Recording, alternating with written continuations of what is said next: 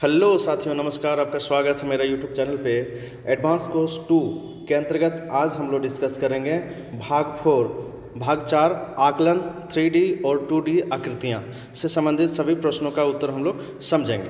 तो चलिए, पहला क्वेश्चन जो है वो है, रानी ने अपनी कक्षा एक में दाखिला लिया रानी ने अभी कक्षा 1 में दाखिला लिया। वह केवल समभुज त्रिभुज को देखकर ही उसे त्रिभुज बताती है, बाकी त्रिभुज उसकी नज़र में त्रिभुज नहीं है। क्या आपको लगता है कि उसकी शिक्षिका को इस समझ को आगे बढ़ाने के लिए क्या करना चाहिए? जी हाँ, आपके पास ऑप्शंस हैं, आप एक ही विकल्प चुन सकते हैं। तो इसका आंसर हम लोग देखते हैं। जी हाँ, इसका आंसर होगा, रानी को अलग अलग तरह के त्रिभुज देकर उसके दिखने वाले गुणों की तरफ ध्यान दिलाना चाहिए। चलिए देख लेते हैं, इसका आंसर सही हो गया। चलिए आगे बढ़ते हैं।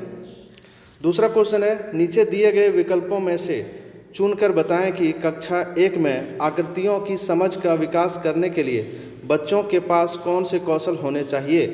आप एक से अधिक विकल्प चुन सकते हैं।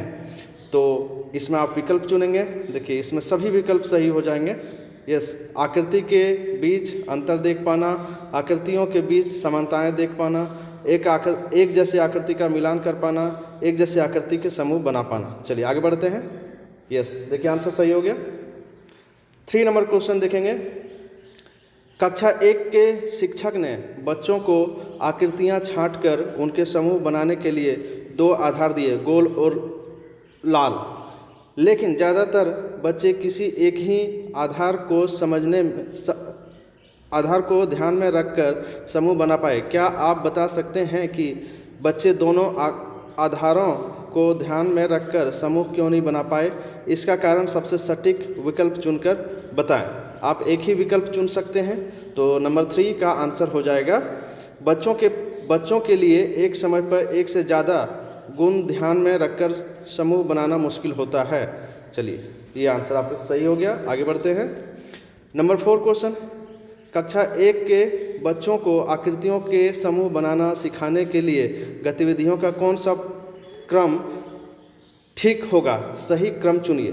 3 यहाँ दिए हुए हैं। समूह बनाने के आधार चुनने के लिए बच्चों को प्रोत्साहित करना, आकृतियों की विशेषताओं के आधार पर आकृतियों के समूहों को और छोटे उप समूहों को बांटने को बोलना, बच्चों को समूह बनाने के आधार को पहले से बताना। तो चलिए, इसका आंसर हम लोग देख लेते हैं। इसका आंसर हो जाएगा 3, 1, 2, यानी 2 नंबर ऑप्शन आपका सही होगा। चलिए, आंसर सही हो गया। आगे बढ़ते हैं। वेन हिले के सिद्धांत के अनुसार बच्चे ज्यामिति की समझ बनाने के लिए सबसे पहले आकृतियों की समझ कैसे बनाना शुरू करते हैं? आप कोई एक विकल्प चुन कर सकते हैं। एक विकल्प इसमें सिलेक्ट कर सकते हैं। आप एक ही विकल्प चुन सकते हैं। तो चलिए, नंबर 5 जो है, इसका आंसर हम लोग देखेंगे, आकृतियों की दिखावट के अनुसार। ये रहा आपका सही आंसर। आगे बढ़ते हैं हम लोग। ठीक है, 6ठा नंबर क्वेश्चन देखते हैं। 2 आयामी आकृतियों की समझ बच्चों में विकसित करने के लिए कक्षा 1 की पूनम जी ने गत्ते की आकृतियों को काटते समय सभी वृत्त पीले रंग के, सभी वर्ग लाल रंग के, सभी त्रिभुज नीले रंग के रखे। क्या इस तरह से विशेष रंग को ध्यान में रखते हुए आकृतियों की समझ को विकसित करना बच्चों के लिए फ़ायदेमंद होगा, या पूनम जी को किसी चुनौती का सामना करना पड़ सकता है? आप एक से ज़्यादा विकल्प चुनकर अपना उत्तर दे सकते हैं। आप एक से ज़्यादा विकल्प चुन सकते हैं। तो इसमें आपको आंसर चुनने हैं। जी हाँ, आपको आंसर चुनने हैं। जी हाँ, आपका आंसर हो जाएगा, चुनौती हो सकती है क्योंकि बच्चे शायद आकृति पर ध्यान न देकर केवल रंग पर ही ध्यान दे सकते हैं। चुनौती हो सकती है क्योंकि बच्चे किसी विशेष आकृति को किसी विशेष रंग से जोड़ सकते हैं। ये आपका आंसर सही हो गया। चलिए आगे बढ़ते हैं। नंबर 7, आप बच्चों में लुढ़कने और खिसकने की समझ बनाने के लिए नीचे दी गई आकृतियाँ किस क्रम में कराएंगे जिससे बच्चों को इस अवधारणा की बेहतर समझ बनाने में मदद मिले? कोई एक विकल्प चुनिए। ठीक है, तो यहाँ 3 ऑप्शंस दिए हुए हैं, आपको अरेंज करके देखना है। उन चीज़ों के चित्रों पर गोला लगाना जो या तो केवल लुढ़क सकती है या खिसक सकती है। आसपास की चीज़ों को लुढ़काकर और खिसकाकर देखने के लिए बच्चों को प्रोत्साहित करना। उन चीज़ों के नामों की सूची बनाना जो या तो लुढ़क सकती है या खिसक सकती है। आप एक ही विकल्प चुन सकते हैं इसमें। तो चलिए इसका आंसर हो जाएगा 2, 1, 3। चलिए आगे बढ़ते हैं। लुढ़कना और खिसकना की समझ बच्चों में क्यों बनानी चाहिए? अपना जवाब एक से ज़्यादा विकल्प चुनकर दे सकते हैं। आप एक से ज़्यादा विकल्प इसमें चुन सकते हैं, ठीक है।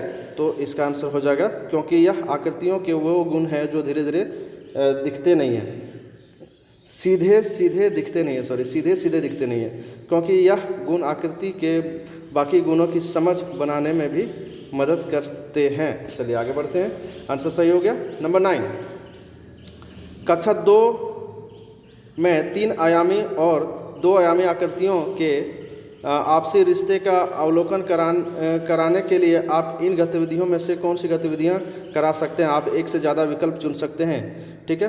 तो आंसर आपका इसमें देखना है, इसमें सभी आंसर सही हो जाएंगे नंबर 9 के, ठीक है। 3 आयामी आकृतियों को रंग की मदद से कॉपी में छापना, 3 आयामी आकृतियों को कॉपी में पेंसिल की मदद से ट्रेस करना, किसी ठोस चीज़ को कपड़े के पीछे छिपाकर टॉर्च की मदद से उस चीज़ की परछाई बच्चों को दिखाना, किसी ठोस चीज़ की छाप देखकर उस चीज़ का अंदाज़ा लगाने के लिए कहना। चलिए आगे बढ़ते हैं। ये आंसर आपका सही हुआ। और अगला क्वेश्चन देख लेते हैं। अगला जो क्वेश्चन है वो नंबर 10, कक्षा 2 के शिक्षक राकेश जी ने एक खेल खिलवाया जिसमें बच्चों को अपने आसपास की चीज़ें इकट्ठा करके एक ऊंची मीनार बनानी थी। मीनार बना लेने के बाद राकेश जी ने बच्चों से चर्चा की कि कोई समूह ज़्यादा लंबी मीनार क्यों नहीं बना पाया। क्या आप बता सकते हैं कि इस गतिविधि को कराने का मुख्य उद्देश्य क्या था? आप एक से अधिक विकल्प इसमें चुन सकते हैं, आप एक से अधिक विकल्प इसमें चुन सकते हैं। तो इसका आंसर देखिए हो जाएगा 1 और 2 ऑप्शन सही। बच्चों में ऊंची शब्द की समझ को विकसित करना, बच्चों में चपेट शब्द की समझ को विकसित करना।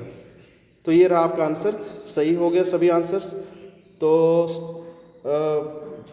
सभी मेरे साथीगण, आपके टीपीडी एडवांस कोर्स 2 के सभी प्रश्नों के उत्तर आपको मिल गए यहाँ पे। 3D और 2D जो आकृतियाँ हैं उससे रिलेटेड। आप चैनल पे नए हैं तो चैनल को ज़रूर सब्सक्राइब करें। सारी जो हैं क्वेश्चंस इसके अंदर मिल जाएंगे। So thanks for watching.